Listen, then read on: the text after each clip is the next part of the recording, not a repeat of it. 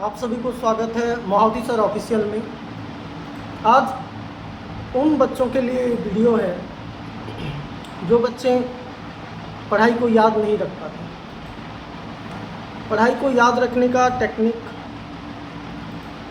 पढ़ाई को याद रखना आमतौर पर सभी स्कूल में सभी जगह पर बताया नहीं जाता। पढ़ाया तो हर जगह पर जाता है, लेकिन पढ़ाई को कैसे याद रखा जाए, इस चीज़ पर यह वीडियो बनेगा। और आपको अगर अच्छा लगे तो लाइक, शेयर एंड सब्सक्राइब करना ना भूलें। पहला महत्वपूर्ण बात है, आपका जो सब्जेक्ट आप पढ़ रहे हैं, आपको उसमें कितना इंटरेस्ट है। अगर कोई सब्जेक्ट आपको बहुत ज़्यादा इंटरेस्ट है तो आप पूरा अपना 100% दे करके पढ़ते हो। अगर कोई सब्जेक्ट आपको पसंद नहीं है तो उसमें जितना पसंद वाला टॉपिक को जितना गहराई से पढ़ा जाता है, उतना गहराई से हम नापसंद करने वाले सब्जेक्ट को नहीं पढ़ते। यह उदाहरण देकर के समझ सकते हैं कि खाना, फूड, सभी खाना सभी चीज़ों को एक आदमी पसंद नहीं करता। उसी तरीके से पढ़ाई भी वैसा ही होता है। जब हम पढ़ाई करते हैं तो किसी को दिखाने के लिए पढ़ रहे हो या खुद के ब्रेन को डेवलप करने के लिए पढ़ रहे हो, यह आमतौर पर होता है। आजकल के बच्चे क्या करते हैं, दिखाने के लिए ज़्यादा पढ़ते हैं और ख़ुद को डेवलप करने के लिए कम पढ़ते हैं। मेरा जितना नज़रिया है, मैं जितना जानता हूँ, मैं जितना समझता हूँ, मम्मी पापा आए, बुक खोल दिए, मम्मी पापा चले गए, बुक बंद कर दिए, ये हुआ दिखावा। लेकिन हम जब खुद के डेवलपमेंट के लिए, खुद को आगे बढ़ाने के लिए, खुद को एक अभी जिस क्षण में है उस क्षण से थोड़ा सा बेहतर बनाने के लिए पढ़ेंगे, तब वो चीज़ स्वतः ही हमारे दिमाग में आएगा। ये तो रहा इंटरेस्ट सेक्टर। जब हम पढ़ाई करें तो ज़्यादा पढ़ने की जगह थोड़ा सा पढ़ें और थोड़ा सा पढ़ लेने के बाद उस चीज़ को रिमाइंड करें, बुक को क्लोज़ कर दें। क्लोज़ करने के बाद देखें कि अब मैं जो पढ़ा वो कितना मेरे को याद है। अगर थोड़ा सा पढ़ा हुआ चीज़ आपको याद नहीं है तो शायद एक पैराग्राफ पढ़ लो, एक पेज पढ़ लो, एक चैप्टर पढ़ लो, वो याद नहीं रहे। ब्रेन को शार्प बनाने के लिए ये टेक्निक बहुत काम में आता है। पढ़े हुए चीज़ों को याद रखना बहुत ही मुश्किल नहीं, मुश्किल हम खुद करते हैं। कैसे? ज़्यादा से ज़्यादा पढ़ लेते हैं। ज़्यादा से ज़्यादा पढ़ लेना वो उतना गहराई से हमको समझ में नहीं आता, लेकिन थोड़ा सा पढ़ेंगे, बार बार उसी को रिवाइज़ करेंगे। जब बार बार रिवाइज़ करेंगे वो हमारे ब्रेन में स्वतः ही आएगा, स्वतः ही रुकने का काम करेगा। हम इंटेलिजेंट हैं। मैं कहता हूँ कि दुनिया में आया हुआ हर एक बच्चा इंटेलिजेंट है। कैसे इंटेलिजेंट है, मैं आपको एक एक करके नाम गिना रहा हूँ। मैं जो कुछ भी बोलूँगा, जितना भी क्वेश्चन का आंसर पूछूँगा, आप सभी को याद होगा। जैसे कि आपके घर का कलर, आपके गांव का नाम, आपके शहर का नाम, आपका डिस्ट्रिक्ट का नाम, आपका स्टेट का नाम, आपका कंट्री का नाम, आपका जो बेडरूम है उसका कलर, आपके स्कूल का कलर, आपके स्कूल का नाम, आप आज कौन से सुबह उठ करके क्या खाना खाए, वो सब भी तो आपके ब्रेन में है। आपका मोबाइल नंबर, आपका पापा का मोबाइल नंबर। अगर कोई इंसान, आपको मैं जितना अभी बोला वो सब कुछ याद है, क्योंकि आप उस चीज़ को बार बार रिवाइज़ करते हैं। हर दिन आप वही गेट को देखते हैं, आप हर दिन वही स्कूल को देखते हैं, आप हर दिन अपने नाम को याद करते हैं। जब हम कोई चीज़ को बार बार देखें, बार बार रिवाइज़ करें, वो चीज़ हमारे ब्रेन में रहता है।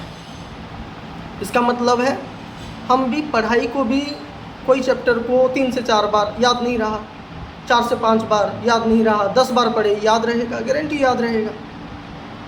आप बच्चे क्या करते हैं, 1 बार 2 बार 3 बार पढ़ने के बाद उसको छोड़ देते हैं, उसको नज़रअंदाज कर देते हैं कि मेरे को याद नहीं रहता। बेटा हर किसी को एक बार में चीज़ें याद नहीं रहती। एक बार पढ़ना पड़ता है, 2 बार पढ़ना पड़ता है, 3 बार पढ़ना पड़ता है। किसी बच्चे का 3 बार में याद रह जाता है, किसी का 4 बार में याद रहेगा। क्यों नहीं रहेगा? रहेगा, गारंटी। पॉजिटिव माइंड रखो, पॉजिटिव माइंड रखोगे डेवलप होगा। नेगेटिव माइंड रखोगे रहा सहा पढ़ा हुआ भी भूल जाओ। ये रहा पढ़ाई को याद रखने का टेक्निक। पढ़ाई को याद रखा नहीं जाता, समझना होता है। जो बच्चा समझ करके पढ़ता है वो आगे बढ़ता है। जो बच्चा रटने में ज़्यादा फोर्स लगाता है वो रटंतु होता है। बोला जाता है कि रटंती विद्या चलंती नाही। जो रटा हुआ चीज़ है वो बहुत दिन टिकता नहीं है, लेकिन जो पढ़ा हुआ चीज़ है वो ज़्यादा तक जो समझा हुआ चीज़ है वो ज़्यादा दिन तक टिकता है। सभी के पास बुक होता है, सभी के पास एक सोर्स होता है कि वो अपने आप को घर में पढ़ सके, सेल्फ स्टोरी कर सके। लेकिन हम स्कूल क्यों जाते हैं? स्कूल जाने का मतलब होता है कंटिन्यूसली हम अगर स्कूल जाते हैं तो वहाँ पे टीचर्स समझाते हैं, रटाते नहीं। टीचर्स पहले से समझते हैं उस चीज़ को और बच्चों को समझाने का काम करते हैं। नहीं तो हर बच्चा घर में पढ़ लेता, स्कूल क्यों आता? स्कूल आने का मतलब वही है कि बच्चा रटने के लिए नहीं आता, बच्चा सीखने के लिए आता। सीखता वही है जो उसके गुरु सिखाते हैं। ज़्यादा से ज़्यादातर बच्चे एक क्लास में मान लो कि 30 से 40 बच्चे हैं, लेकिन उसमें से एक बच्चा टॉप करता है, एक बच्चा फेल हो जाता है। उन 2 बच्चों का 2 कान है, 2 पैर है, 2 आँख है, एक मुंह है, एक नाक है और इन सभी को कंट्रोल करने वाला एक मस्तिष्क है। इसका अर्थ यही है, एक बच्चा अपने सभी इंद्रियों को लगा करके वही गुरु को सुनता है और एक बच्चा वही सभी इंद्रियों को लगा करके अपने ब्रेन को डिस्ट्रैक्ट करता है। पढ़ाई कैसे याद रहता है? जो अपने सेंस ऑर्गन को कंट्रोल कर लिया। तो पहला फर्स्ट क्लास बच्चा सभी सेंस ऑर्गन को कंट्रोल करके टीचर्स को सुन रहा था, तभी जाकर के वो फर्स्ट हुआ। और वही बच्चा जो लास्ट हुआ था वो अपने सेंस ऑर्गन्स को डीएक्टिव करके ब्रेन को अलग जगह पर लगा रहा था। पढ़ाई कैसे हुआ? जो बच्चा कंटिन्यूसली सुन रहा था, अपने इंद्रियों को कंट्रोल करके फर्स्ट आया, उसी तरीके से पढ़ाई वैसे ही याद रहता है अपने मतलब सेंस ऑर्गन्स को, आँखों को, कानों को, मुंह को, जितने भी सेंस ऑर्गन्स हैं वही सेंस ऑर्गन को सेंट्रलाइज्ड किया जाए। सेंट्रलाइज्ड करके हम याद रख सकते हैं। समझ में आ गया होगा कि हम शायद मैं आपको इतना समझाने में समक्ष हो गया हूँ कि आप समझ में आ गया होगा कि पढ़ाई को याद रखा नहीं जाता, समझना होता है। जो समझता है वही पढ़ाई को याद रख सकता है। बार बार बार बार बार बार किया हुआ चीज़ ही हमको सफलता प्रदान करता है। लास्ट में जाते जाते एक छोटा सा कहानी कहूँगा, उस कहानी के तौर पर आप समझ जाएंगे कि कंसिस्टेंसी क्या होता है। एक गांव में कुआं था। वो गांव में कुआं था, एक परिवार का वही कुआं था। तो परिवार के लोग हर दिन जाते, पानी लेते और चले आते, पानी लेते चले आते, पानी लेते चले आते। रस्सी अपना काम कर रहा था कंटिन्यूसली पानी निकालने का, और वो रस्सी एक पत्थर पर घिस रहा। पत्थर पर घिसता घिसता घिसता हर रोज़ पानी निकालते घिसता, हर रोज़ पानी निकालते घिसता। ऐसे होते होते होते होते रस्सी पत्थर को छेद कर देता है।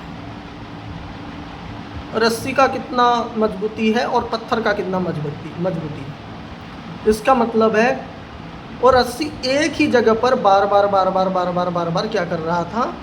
पत्थर को घिस रहा था और पत्थर में छेद हो गया। इसका मतलब है आप अगर कोई भी चीज़ को ज़्यादा से ज़्यादा देर तक ना हार मानते हुए करेंगे तो उसमें सफलता तय है। वो चाहे पढ़ाई हो, वो चाहे other activity. Thank you so much ये वीडियो देखने के लिए। धन्यवाद।